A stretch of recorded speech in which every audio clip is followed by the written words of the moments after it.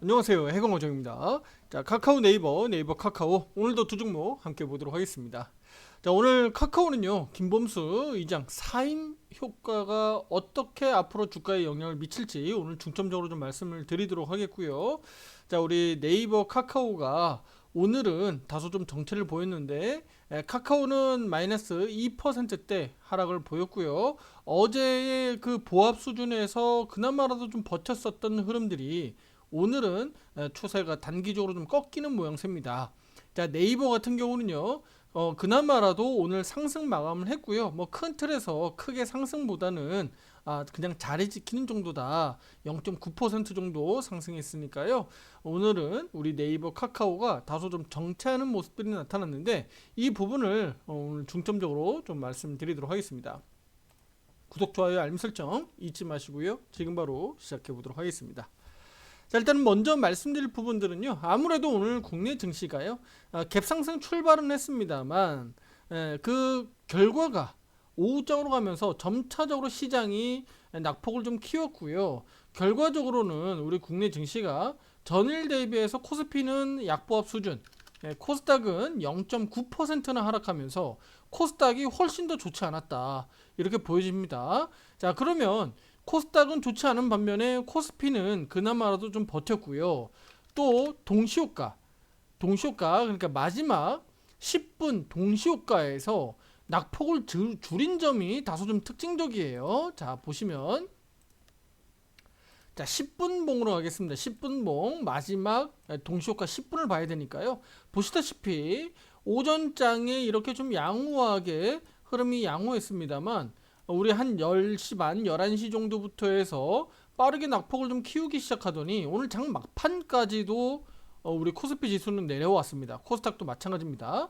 자, 다만 그런데 막판에 동시효과 들어가서 삼성전자, SK하이닉스 또 현대차라든가 이쪽으로 수급이 강하게 들어가면서 바짝 당겨놨다. 이 부분이 좀 특징적이에요, 투자 여러분들. 네.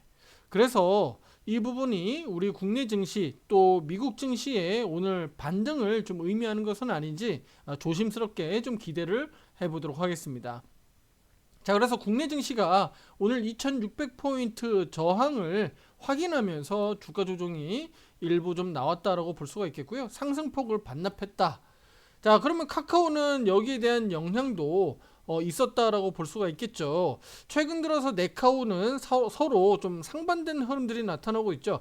네이버가 좀 먼저 올랐다가 조정 나올 때는 카카오가 좀 올라가고 카카오가 좀 조정 나올 때는 네이버가 좀 반등하는 흐름들이 나타나면서 같은 동종 업종 내에서 순환매가 나타나면서 서로 엎치락 뒤치락 서로 방어를 해주면서 키 맞추기 흐름들이 나타나고 있다라고 볼 수가 있습니다. 자, 그럼 카카오는요. 오늘 제가 오전장에 투자자분들 말씀드렸듯이 카카오 자체는 우리 초반에 제가 이거 올려드릴 때만 하더라도 흐름상으로는 나쁘지 않았어요. 그렇죠? 보시다시피 흐름상으로는 나쁘지 않았다. 죄송해요. 구독, 좋아요가 계속 있었네요. 그래서 요거는 이상이 없었는데, 자, 제가 여기 코멘트 드린 부분들 한번 보세요. 카카오에 대해서 코멘트 드린 부분들. 큰 문제 없이 가격 방어하면서 자리 지키고 있으나 탄력은 많이 약해졌다. 다시 한번 추가 상승으로 이어갈 수 있을지는 5위평선 요거 오늘 돌파 여부가 상당히 중요하다는 거예요. 5위평 돌파 여부가 상당히 좀 중요하다. 그래서 오늘 내일 이 부분이 우리에게는 키포인트 중요하다라는 얘기입니다. 그런데 오늘 한 10시 반, 11시 이후가 넘어가면서 카카오도 역시나 마찬가지입니다.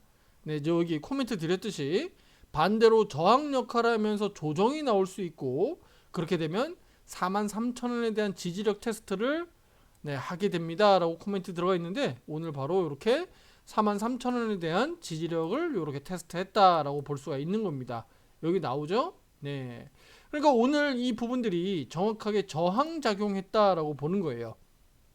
시장이 오늘 그나마라도 좋고 또 상승폭을 잘 유지했다면 뭐 카카오가 이렇게 갑작스럽게 내려올지도 않았을 뿐더러 또 변수가 작용했는데 바로 김범수 의장의 사임 영향이 아무래도 좀 미치는 게 아니냐라고 또 볼 수도 있죠. 갑작스럽게 이렇게 주가가 좀 흔들렸으니까. 자, 그 내용도 제가 올려드렸는데요. 자, 보시다시피 김범수 의장 그러면 왜 그러면 사임했느냐라는 내용들을 좀 보셔야 되는데, 일단은 이렇게 언론에 나온 내용들을 보면 방광암 초기 진단이랍니다. 네, 그러니까 질병적인 부분들, 그러니까 건강상의 문제로 네, 사임을 밝힌다라는 내용들이고요. 그리고 카카오 정신화 대표로 단독 의장 체제로 운영한다라는 내용들이 포함되어 있습니다. 자, 그런데 제가 뭐 건강상의 문제, 또 뭐 방광암과 관련된 초기 진단과 관련된 부분들을 거짓말이라고 생각하지는 않습니다. 자, 그런데 이 부분이 의장직을 굳이 사임하면서 그럴 필요까지 있었느냐라고 생각은 저는 드는데요. 그래서 그 부분에 있어서는 아마도 사법적 리스크를 우리 이 카카오 주가에 좀 영향을 좀 덜 미치게 하기 위해서 사법적 리스크를 그러니까 회피해서 벗어나려는 의도가 좀 숨겨져 있는 것은 아닌가, 이렇게 생각이 됩니다. 자, 쉽게 제가 다시 한번 말씀드리면 방광암 초기 진단으로 인해서 굳이 이거를 사임까지 할 이유가 있느냐, 이렇게 봤을 때는 뭐 여러모로 봤을 때 건강상의 문제도 있겠지만 전반적으로 놓고 봤을 때는 재판에 대한 부분들, 재판의 일정에 대해서 실제로 김범수 의장이 혹여라도 큰 리스크로 작용할 수 있으니까 그 리스크로 작용했을 때 실제 카카오 의장직을 맡고 있는 만큼 문제가 생길 수도 있잖아요. 그러니까 애초에 이런 부분들을 네, 좀 회피하려고 하는 부분들도 좀 포함된 게 아니냐라고 저는 보고 있습니다. 그럼 카카오 주주분들 입장에서는 어떻게 볼까요, 이걸? 카카오 주주분들 입장에서는 네, 과거에 뭐 암흑의 그 투자자분들이 김범수 의장 뭐 욕하면서 김범수 의장 내려와야 된다라고 막 밝혔는데, 그 부분이 실제로 현실화가 돼서 그분들에겐 좋을지는 모르겠습니다만, 어쨌든 김범수 의장이 이런 어떤 사임으로 인해서 일단은 내려왔으니까 이 부분이 주가에 어떻게 영향을 미칠지는 앞으로 좀 두고 봐야 되는데, 저는 이 부분들이 일단 크게 영향을 미칠 것으로 보지는 않습니다. 큰 영향을 미칠 것으로 보고 있지 않고요. 자, 과거에 제가 한번 영상에서 말씀드렸는데 김범수 의장이 혹여라도 구속된다고 하더라도 카카오 주가에는 큰 영향을 안 받을 거다. 네, 그렇게 말씀드렸고, 지금 재판 과정이라든가 이 사법적 리스크를 모르는 분은 있나요? 모르는 분은 없죠? 네, 카카오 주가에도 이미 다 크게 반영이 돼 있습니다. 그러면 실제로 주식으로 놓고 봤을 때 혹여라도 지금 이 부분이 뭐 하루 이틀 사이, 우리 물론 미국 증시라든가 또 우리 국내 코스피 지수를 좀 감안해야 되겠습니다만, 이 부분들이 혹여라도 카카오 주가에 이렇게 아래로 내려가는 흐름들로 이어진다면 또 다시 카카오의 또 매수 기회로 저는 볼 수 있는 것이지, 이 부분을 가지고 김범수 의장이 사임했다라는 이유 가지고 뭐 주가가 급락해가지고 뭐 언더슈팅 내려간다든지 그런 일은 없을 거다. 그러니까 투자자분들 혹여라도 좀 불안해하시는 분들이 계실 수 있으니까 그런 점은 없으니까 너무 걱정 안 하셔도 된다라고 보시면 됩니다. 자, 네이버로 가겠습니다. 자, 네이버는 뭐 크게 문제가 없죠. 네, 제가 오늘 여기 오늘 네이버 내용에도 올려드렸지만 크게 문제 없다. 네이버는 그냥 자리만 잘 지켜줘도 된다, 이 말씀을 드리겠습니다. 크게 문제 없고요. 그냥 자리만 잘 지켜주고 지금 이 구간에서 그냥 버티기만 하더라도 어떨까요? 50, 20, 62평들이 이렇게 쌍끌이 지금 모여지고 있죠. 네, 이렇게 모아지고 있잖아요. 모아지고 있다는 얘기는 바로 뭐죠? 네, 변곡점에 다다르고 있고 이격도가 좁아지고 있으니 곧 이격도가 벌어지겠다라는 것을 우리가 알 수 있는데, 그 이격도가 벌어질 때 이제 주가가 아래로 방향을 가져가느냐 위로 방향을 가져가느냐가 이제 중요하겠죠. 그 지금은 그 이격도가 좁아지는 가격 이평선들이 이렇게 비좁게 모아지는 형태의 그림이 그려지고 있으니까 조만간에 앞서 여기와 같이 이렇게 모아놓고 위로 치고 올랐듯이 지금 이 흐름들도 이렇게 모아놓고 위로 올라갈지 방향을 아래로 틀어갈지는 대외 변수들, 그러니까 미국 시장이라든가 국내 코스피 시장도 좀 체크하면서 체크해볼 필요가 있겠다, 이렇게 좀 말씀드리도록 할게요. 카카오도 뭐 기술적으로는 지금 단기적으로 이렇게 모아놓고 위로 벌렸다가 아래로 이렇게 좀 이렇게 고개를 숙이고 있죠.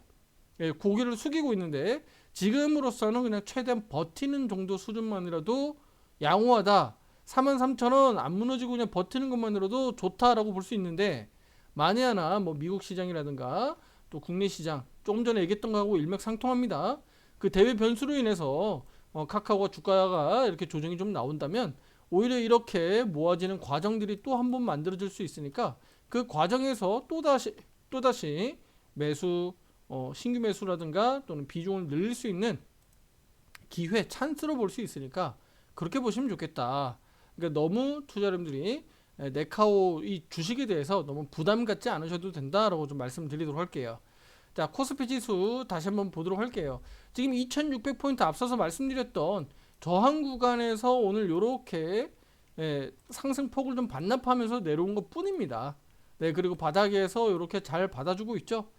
단기적으로 그러면 여기 지금 박스권 횡보 구간이 이어지고 있는데, 그럼 우리 네카우 주주분들 입장에서는 여기에서 그냥 버티는 것만으로도 네카우에게도 나쁘지 않다라고 말씀을 드리죠. 그럼 네카우 주주분들 입장에서는 코스피 지수 2500포인트 2500포인트 아래로 내려가는 것이 그 우리 투자자분들에게는 굉장한 위험 요소가 될 수 있다. 근데 이렇게 내려간다는 얘기는 코스피 지수가 혼자 내려갈 일이 없으니까 그 영향은 바로 미국 증시에서 영향을 줄 수 있겠죠. 자, 요거 이제 미국 증시 간단히 보면서 제가 기술적 분석 해드리면서 요거 마무리 짓도록 할게요. 최근 들어서 양봉이 잘 안 나옵니다. 우리 코스피 지수는 양봉이 자꾸 만들어지고 있으니까 양봉 막 만들어지고 있으니까 제가 우리 코스피 지수는 좋다라고 말씀드렸잖아요.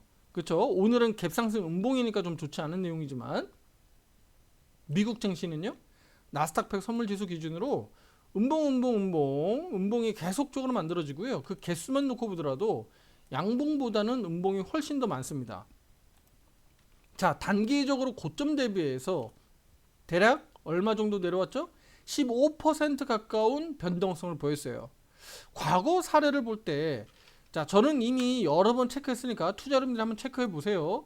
과거 사례를 볼 때 단기적으로 고점 대비해서 15% 가량 단기적으로 이렇게 한 번씩 흔들리면 고점 대비해서 대략 15%에서 10% 정도입니다. 이렇게 한 번씩 흔들리게 되면 기술적 반등이 생각보다 잘 나오더라. 네, 과거 이렇게 한 번씩 체크해 보시면 됩니다. 네, 그러면 지금 대략 한 15% 정도 단기적으로 급락한 이 미국 증시 기준으로 놓고 봤을 때 기술적 반등이 나올 수 있는 구간이다. 이거 제가 계속 며칠 사이에 계속 강조드리고 있는데 반등이 시원하게 안 나오는 것 뿐이에요. 예, 그만큼 하방 압력이 높다. 미국에서도 지금 추세가 이렇게 무너졌을 때 그만큼 반등이 쉽지 않은 겁니다. 그러니까 추세가 무너지지 않았을 때 이렇게 가격 조정이 나오는 것과 추세가 완전히 무너졌을 때의 반등은 그만큼 약할 수밖에 없다. 그래서 제가 말씀드리고 싶은 것은 바로 미국 증시가 나스닥 100 선물지수 기준으로 21,000포인트 상회하지 않으면 큰 기대하기 어렵다. 오히려 반등 나왔다가 또 조정 나올 가능성도 높으니까 나스닥 100 선물지수 기준으로는 이 기준을 참고하셔서 보시면 좋겠습니다. 그럼 지금 우리 네카우나 또는 그 외의 주식들 보유하고 계신, 주식 투자하고 계신 우리 투자 여러분들 입장에서는 미국 증시가 어쨌든 우리 앞서서 여기서 말씀드렸던 거하고 똑같습니다. 제발 그냥 좀 버텨만 줘라. 네, 이게 팍팍팍팍 빠지고 무너지면 다 죽는다. 네, 그러니까 반등 나오면서 좀 버텨만 주기를 우리는 바랄 뿐입니다. 네, 아시겠죠? 그런데 자꾸 경기 둔화, 트럼프발 관세가 이제 슬슬 또 경기에 반영되는 거 아니냐라고 하는데, 사실은 그게 3월달, 4월달 이제 시행들이 막 되고 있기 때문에 실제 경제 지표로는 4월달, 5월달 정도 가야 됩니다. 그러니까 한두 달 이후에 실제 경제 지표 또 무역 수지 이런 쪽으로 미국 경기 지표를 우리가 일단 확인해야 되는데, 그 확인하는 그 과정에서 미국 증시가 선제적으로 먼저 빠져내려갈 거냐, 아니면 좀 버티다가 경기 지표를 확인하고 내려갈 거냐, 이런 정도의 차이라고 보시면 돼요. 그러니까 먼저 반등 나오면 나중에 실제로 3, 4월 달 가면서 경기 지표를 보면서 이 주가가 더 내려갈지 말지가 결정되겠죠. 만약에라도 먼저 내려가면요. 먼저 계속적으로 내려가면 오히려 경기 하방, 그러니까 리세션이라고 하는 그 경기 둔화에 대한 부분들이 선반영돼서 오히려 나중에 실제 지표로 발표하게 되면 그 시기가 오히려 단기 바닥이 나올 수도 있다. 네, 무슨 얘기인지 아시겠죠? 네, 그렇게 보시면 좋겠습니다. 조금은 어려운 상황입니다. 지금 뭐 그렇게 우리가 넉넉고 편안한 시장은 아닙니다. 한국 시장이 좀 버티고 있을 뿐이지 종목들은 대체로 지금 흐름이 좋지 않고 주가 지수가 좀 올라갈 만하면 내려오고 내려오면 또 올라가고 하는 좀 답답한 장세가 이어지고 있기 때문에 우리 뭐 네카우 주주분들뿐만 아니라 다른 주식을 보유하고 계신 분들도 좀 답답하실 텐데 지금 이 상황은 우리 국내 증시에 정치적인 이벤트도 있기 때문에 그 부분들을 좀 고려해 보면 우리가 조금 더 인내심을 가지고 2500포인트가 무너지지 않는다면 한 번 더 이렇게 튀어 올라가는 흐름들을 좀 기대해 보는 게 낫지 않겠느냐. 저는 그렇게 말씀드리고 싶습니다. 그러니까 아래로 만약에 내려간다면 전반적으로 뭐 비중을 좀 줄이는 한이 있더라도 지금은 정치적인 불확실성이 해소될 수 있는 우리 다음 주 중요한 일정들이 남아있죠. 탄핵 심판이라고 하는 그런 부분들이 있기 때문에 이 점을 좀 고려해 보면 혹시라도 코스피 지수 또 외국인 세력들이 긍정적인 시그널로 주가를 좀 띄워줄지 한번 기대해 보면 좋겠습니다. 구독, 좋아요, 알림 설정 잊지 마시고요. 다음 영상에서 더 좋은 내용으로 찾아뵙도록 하겠습니다. 감사합니다.